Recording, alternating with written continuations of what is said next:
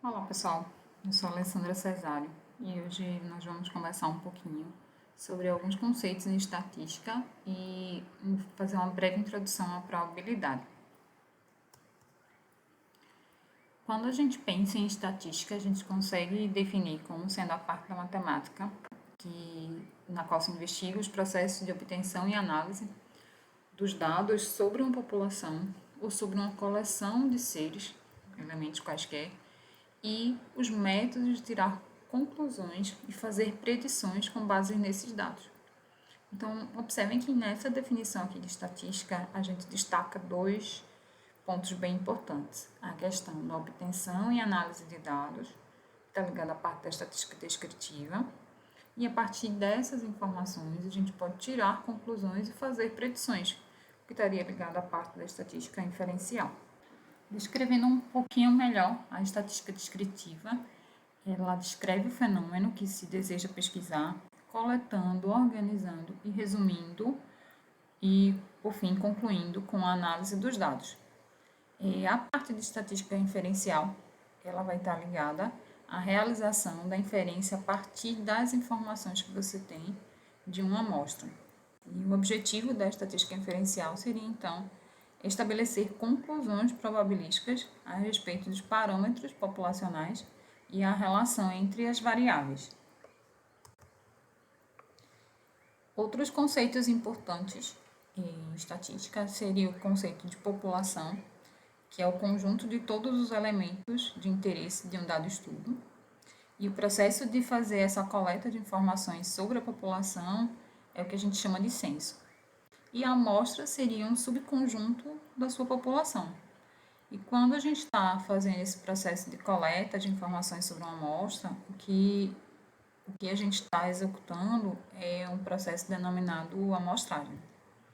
Então, pensar em população e pensar em amostra é pensar no que você tem interesse em avaliar. A população e a amostra elas vão estar variando de acordo com o seu objetivo. Então, a gente pode, por exemplo, pensar a população como sendo todos os alunos da UFPE e a amostra ser aqueles alunos da UFPE que estão matriculados no curso de Ciências Contábeis EAD. Então, a gente tem bem claro o que seria a população, todos os alunos da UFPE. Teria bem claro que é a minha amostra, que são todos os alunos que estão matriculados em EAD. Num outro momento, pode ser que a gente tenha interesse em observar algo diferente. Então, a gente quer, por exemplo, tendo todos os alunos que estão matriculados em AD como sendo a minha população, eu tenho interesse em observar quais são aqueles que estão matriculados na disciplina de contabilometria. Então, agora a minha população são todos os alunos que estão matriculados em AD e a minha amostra vão ser aqueles que vão estar matriculados na disciplina de contabilometria. Entrando um pouquinho agora em algumas definições importantes com relação à probabilidade, a gente vai definir o que seria um experimento, tá? O experimento é um processo que gera resultados bem definidos. E a gente consegue caracterizar um experimento através de uma sequência de passos que são executados exatamente da mesma forma e que a gente consegue observar os resultados a partir dessa sequência sistemática que a gente executa. Então, por exemplo, a gente jogar uma moeda. Então, a gente vai estabelecer uma sequência de atividades que a gente executa para fazer o lançamento da moeda. E a gente vai manter a mesma sequência de atividades para que a gente faça esse lançamento da moeda. Da mesma forma, a gente pode pensar um dado, ou selecionar uma peça que vai ser inspecionada. Então, quando a gente define o que é um experimento, a gente consegue, a partir desse experimento, que a gente sempre vai executar da mesma maneira, a gente pode encontrar resultados diferentes para esse experimento, os resultados experimentais. Então, por exemplo, quando a gente lança uma moeda, sempre lançando da mesma forma, a gente vai mantendo as mesmas condições, a gente vai ter dois resultados possíveis: obter cara ou obter coroa. Quando a gente faz o experimento de lançar um dado para cima e observar qual é a face que cai, virada para cima, tá? A gente tem 6 possíveis resultados experimentais. Ou a face superior vai cair 1, 2, 3, 4, 5 ou 6. E se a gente pensa no experimento de selecionar uma peça para inspeção, os resultados experimentais que a gente vai poder observar é se a peça é defeituosa ou se ela é não defeituosa.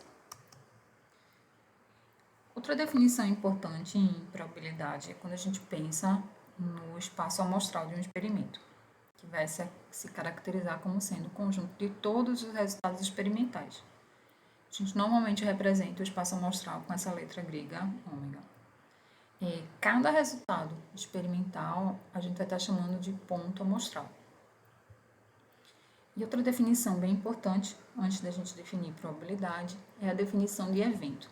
O evento, ele é um conjunto de pontos amostrais. Então, eu vou definir qual é o meu experimento, vou observar quais são os resultados possíveis, e esses resultados possíveis eu vou estar associando ao que a gente chama de ponto amostral, e o conjunto de todos os resultados possíveis, ou de todos os pontos amostrais, eu vou estar definindo quem é meu espaço amostral. O meu evento, por sua vez, então, eu vou pegar algumas informações, alguns pontos desse conjunto de pontos amostrais. Como é que a gente vai definir, então, probabilidade? A probabilidade ela vai ser uma medida numérica da possibilidade de um evento ocorrer. Então, por exemplo, quando a gente faz o experimento de lançar uma moeda para cima e observar qual é a face que cai, virada ou voltada para cima, né? A gente tem como resultados experimentais possíveis cair cara ou cair coroa. Então, a gente pode definir um evento em que a gente queira observar como resultado experimental obter cara. Então, a probabilidade associada a esse evento, ela vai estar associado aos resultados em que a gente observa no experimento quando isso ocorre. Então, a gente sempre vai estar se perguntando quais são os pontos amostrais que eu tenho e como é que eu estou definindo esse meu evento, que na sequência eu estou querendo calcular a probabilidade. Então, a gente sempre vai se questionar como é que a gente vai obter a probabilidade de um evento. Existem alguns métodos que são utilizados para estimar as probabilidades dos eventos. O primeiro método, que é o método que a gente chama de método clássico, ele é apropriado sempre quando a gente tem resultados experimentais que são igualmente prováveis. E aí que a gente vai ter, nessa situação, a probabilidade associada a um determinado evento ela vai ser 1 sobre n, onde esse nzinho representa o número de resultados experimentais que a gente tem no nosso espaço amostral, tá? Então, por exemplo, quando a gente lança uma moeda, a gente só tem 2 resultados possíveis. Então, n é igual a 2. Então, a probabilidade associada a cada evento, ou, por exemplo, a probabilidade do evento cair cara, vai ser 1 sobre 2. Quando a gente pensa no lançamento de um dado e quer olhar a probabilidade, por exemplo, do evento cair 1 na face superior,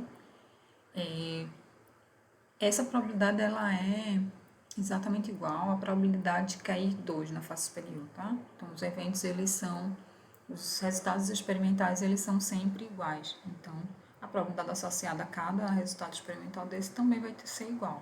Então, a probabilidade de cair 1, quando a gente faz na face superior, após o lançamento de um dado, vai ser 1/6. A probabilidade de cair 5 também vai ser 1/6. O método mais utilizado é o método da frequência relativa, onde a gente observa o cálculo da probabilidade. Uma das formas de a gente observar seria a gente repetir o experimento N vezes e anotar quantas vezes o evento A aconteceu, tá, nesse experimento. Então, essa forma de calcular a probabilidade seria relacionando, né, a quantidade de vezes que o evento A ocorreu em relação a quantas vezes você rodou o seu experimento. Outra definição para a gente calcular a probabilidade do evento A ocorrer seria observar o número de resultados favoráveis desse evento em relação ao número de resultados possíveis, tá? Então, o número de resultados possíveis está associado ao seu espaço amostral, então, são todos os resultados possíveis.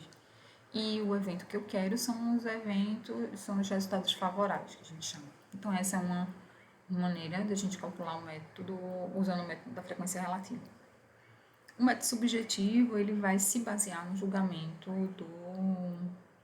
do pesquisador, tá? Então, o método, como o próprio nome coloca, é um método subjetivo.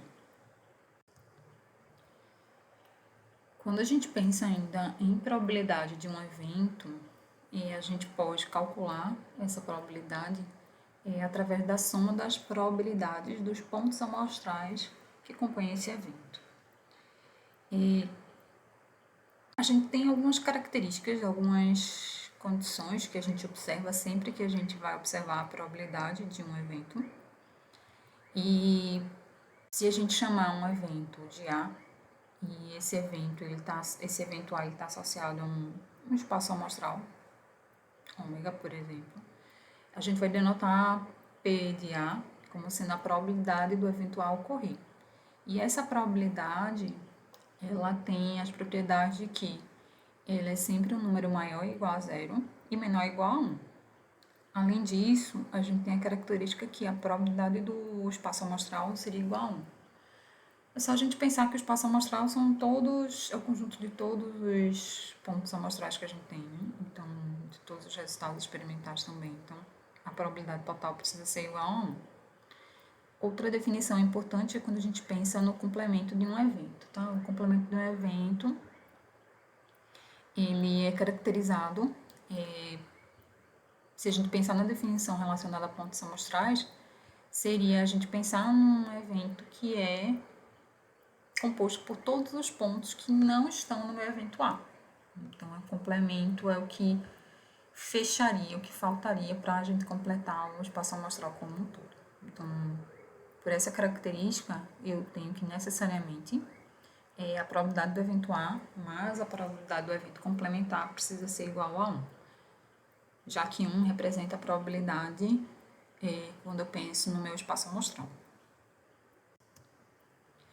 Associado ainda à probabilidade, a gente tem a lei de adição, que ela fornece como é que a gente calcula a probabilidade da união de dois eventos. Ela é dada pela soma das probabilidades individuais de cada um desses eventos, do evento A e do evento B, menos o que está na interseção entre esses dois eventos. Então, essa segunda parcela aqui, terceira parcela, ela é a probabilidade da interseção, né? A interseção ocorre quando há algo que é comum ao evento A e ao evento B, tá? Quando a gente está pensando em eventos que são mutuamente exclusivos, a gente não tem nenhum ponto em comum no espaço amostral. Então, com isso, a probabilidade da união é igual à soma das probabilidades dos eventos A e do evento B, dos eventos A e B. Vamos observar esse primeiro exemplo.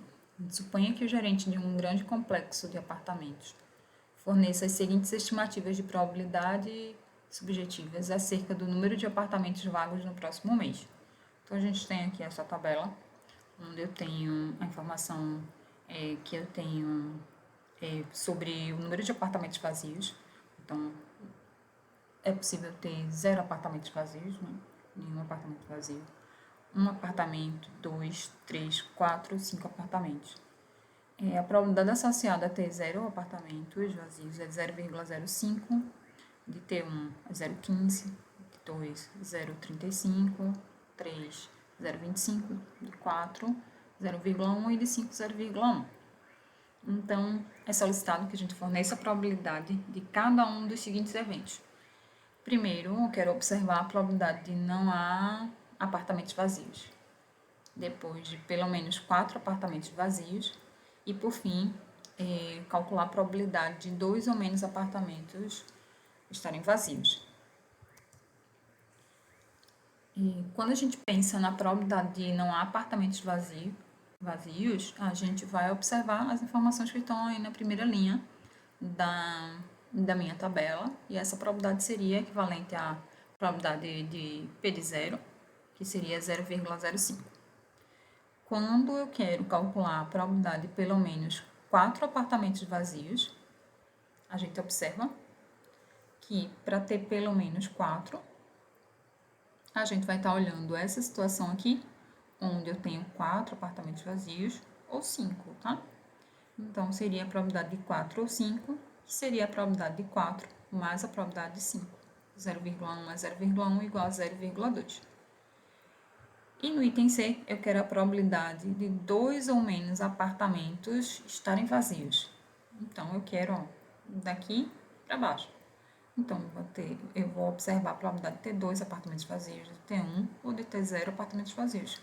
Vou somar a probabilidade de P de 2 mais de P de 1 mais P de 0.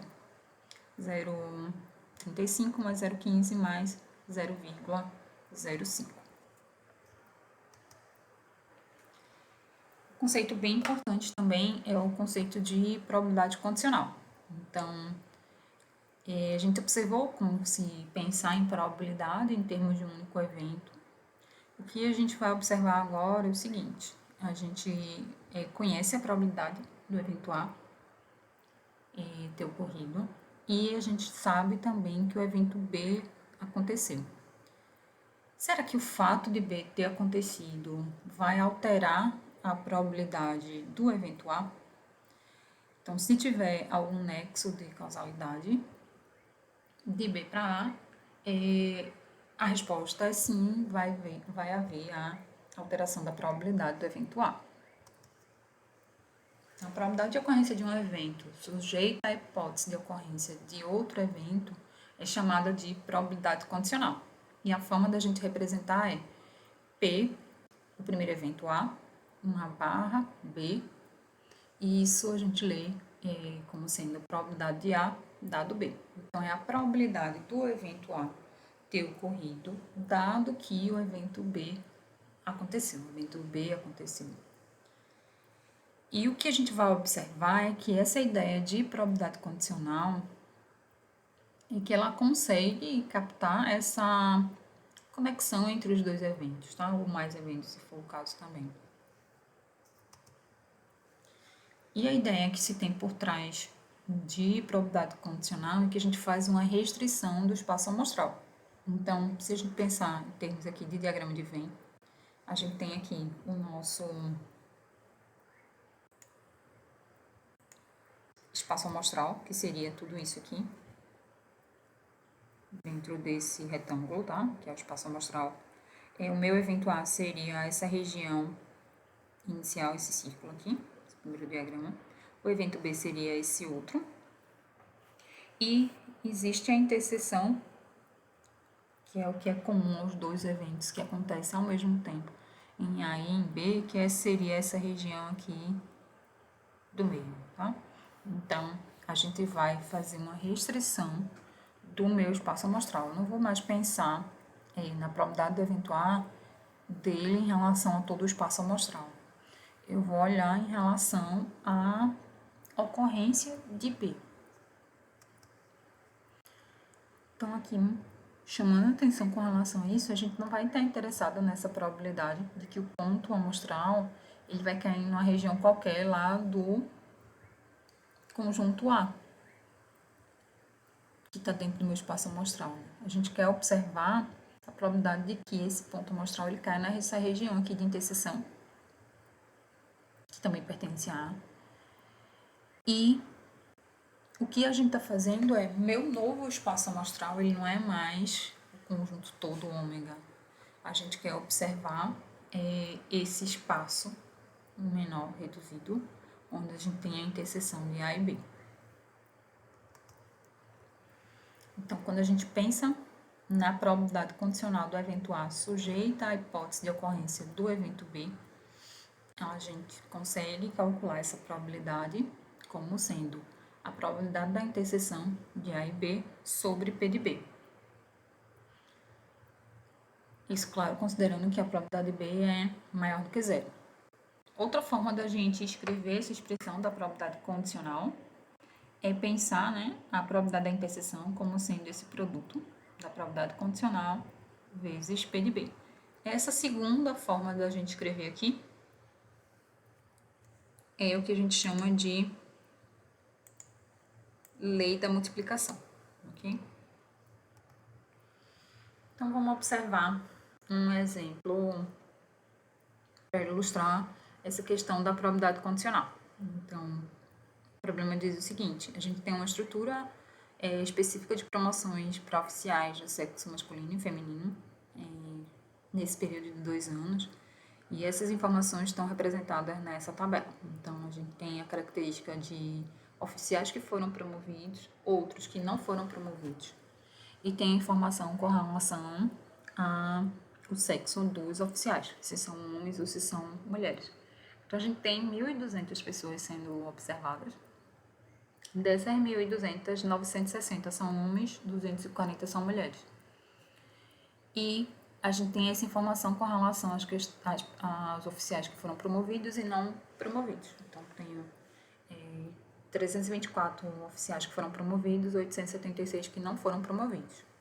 Então, os eventos que a gente começa a definir vou definir o evento H, o oficial ser homem, vou definir o evento M como sendo o oficial ser mulher, o evento A, o oficial ser promovido, e o evento a complementar vai ser o oficial não ser promovido. O que se pergunta e que se quer investigar, será que houve discriminação com as mulheres? Se a gente voltar aqui e observar, de fato, há uma quantidade maior de oficiais do sexo masculino. Mas será que proporcionalmente o fato de ter menos mulheres, isso também gerou o fato de ter menos promoção? Então, o que a gente vai observar para responder se houve discriminação ou não é qual a probabilidade de ser promovido, né, que é o evento A, dado que é homem. E também observar qual é a probabilidade de ser promovido, dado que é mulher. Então, se a gente observar as informações da tabela anterior, a gente consegue, das informações numéricas, montar uma tabela equivalente com as informações em termos de probabilidade. Tá? Então, a gente vai observar que, por exemplo, essa quantidade representa a característica de oficial ser homem e não ter sido promovido. Já essa célula aqui, ela vai conseguir nos fornecer a probabilidade de ser mulher e ser promovido. Então, para obter essas probabilidades, o que a gente vai fazer é a gente vai dividir as informações que estão lá na tabela anterior pelo número total de oficiais.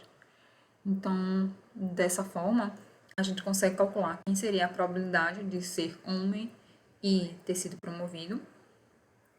Isso dá uma probabilidade de 0,24, de ser homem e não ter sido promovido. Da mesma forma, a gente observa as interseções entre ser mulher e ter sido promovido, ser mulher e não ter sido promovido. Então, transcrevendo essas informações para uma tabela agora de probabilidades, a gente tem essas informações aqui. Essas informações aqui que estão no meio da tabela, a gente chama de probabilidades associadas. Elas são probabilidades que observam a interseção entre dois eventos. E essas probabilidades que aparecem aqui na borda dessa tabela, elas são o que a gente chama de probabilidades marginais. Então, a probabilidade de um oficial ser promovido, independente do sexo dele, seria de 0,27, tá? E de não ser promovido é de 0,73. E a probabilidade dentre todos os oficiais ser homem é de 0,8, e a probabilidade de ser mulher, ser um oficial e ser mulher, é de 0,2. Então, a gente vai querer observar agora a probabilidade condicional de A dado H. Depois a gente vai observar a probabilidade de A dado M. Então, a gente pode calcular, usando essa expressão aqui de recorrência, né, que está escrito aqui embaixo, nessa segunda expressão. Isso aqui é a probabilidade da interseção de A com H sobre P de H. Essas informações das probabilidades a gente já tem, tá? Probabilidade de A interseção H. A interseção H seria esse 0,24. E a probabilidade de ser homem é 0,8, que seria esse aqui. A gente pode fazer de uma outra forma, pensando na questão da restrição do espaço amostral. Então, para calcular, sem usar essa definição, pensando nesse conceito de restrição do espaço amostral, o que a gente está pensando é, eu não estou levando em consideração todos os 1.200 funcionários, tá? Por quê? Eu estou levando em consideração a promoção, dado que o oficial é homem. Então, dos 1.200 oficiais, 960 são homens, são do sexo masculino. E eu estou querendo calcular a probabilidade, então, daqueles que foram promovidos, dado que são homens. Então, se a gente voltar aqui para a tabela inicial, eu tenho essa quantidade aqui de homens que foram promovidos. Então, dos 288 oficiais, 288 dos 900 oficiais do sexo masculino, eles foram promovidos. Então, se a gente observar essa relação 288 sobre 960, isso dá 0,3 também, igual essa quantidade que a gente colocou aqui embaixo, essa probabilidade que a gente encontrou aqui embaixo. E esse 0,3 aqui, a gente também pode pensar a partir dessa relação, 288 sobre 960, se a gente dividir o numerador por 1.200 e o denominador por 1.200, isso me gera essas probabilidades de 0,24 e de 0,8 também. Então, P de A dado H é 0,3. E quando a gente observa a probabilidade de A dado M, a gente encontra uma probabilidade associada de 0,15. Então, o que é que a gente observa com essa conclusão, tá? P de A com essas observações com relação às probabilidades. Que o fato de a gente saber, né, que o oficial é homem, ele é 2 vezes maior do que a probabilidade de promoção, dado que o oficial é mulher. Quando a gente pensa nas probabilidades condicionais e a gente tem que esses eventos eles são independentes, essa probabilidade ela não é alterada. Então, P de A dado B vai ser igual a P de A, né? Se A e B forem eventos independentes. E, de maneira semelhante, a probabilidade de B dado A vai ser igual a P de B se o evento B e o evento A forem eventos independentes. Ainda sobre probabilidade, algo a se destacar é o teorema de Bayes. Quando a gente pensa no teorema de Bayes, o que a gente tem informações a priori, informações sobre probabilidades a priori, é inserida uma nova informação e a gente decide utilizar o teorema de Bayes para poder encontrar quais são as probabilidades a posterior. Então, pensem no seguinte, se a gente tem uma firma de manufatura que ela recebe remessas de peças de 2 diferentes fornecedores, e a gente vai definir o evento 1, o evento A1 como sendo o evento no qual a peça é proveniente do fornecedor 1 e o evento A2 quando a peça é proveniente do fornecedor 2. A gente tem informação de que 65% das peças são compradas do fornecedor 1 e 35% do fornecedor 2. Isso faz com que a gente possa atribuir que a probabilidade de A1, do evento A1, seja 0,65 e a probabilidade associada ao evento A2 seria 0,35. A gente tem informação de que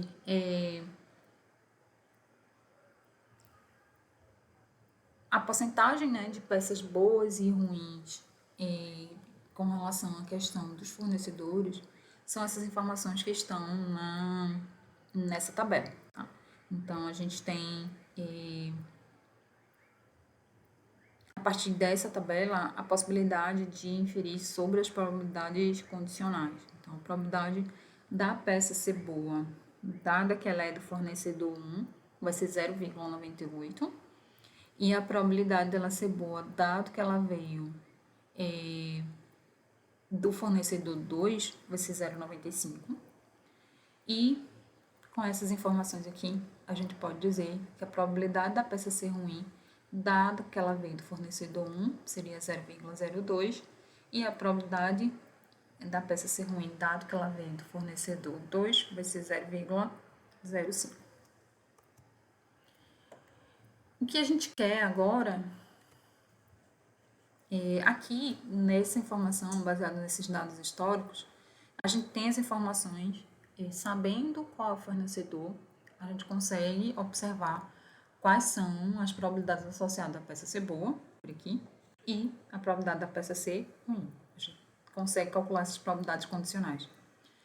O que a gente quer observar agora é pensar na probabilidade no outro sentido. A gente tem a informação que a peça é ruim, e a gente quer estimar qual é a probabilidade dela ter vindo do fornecedor 1.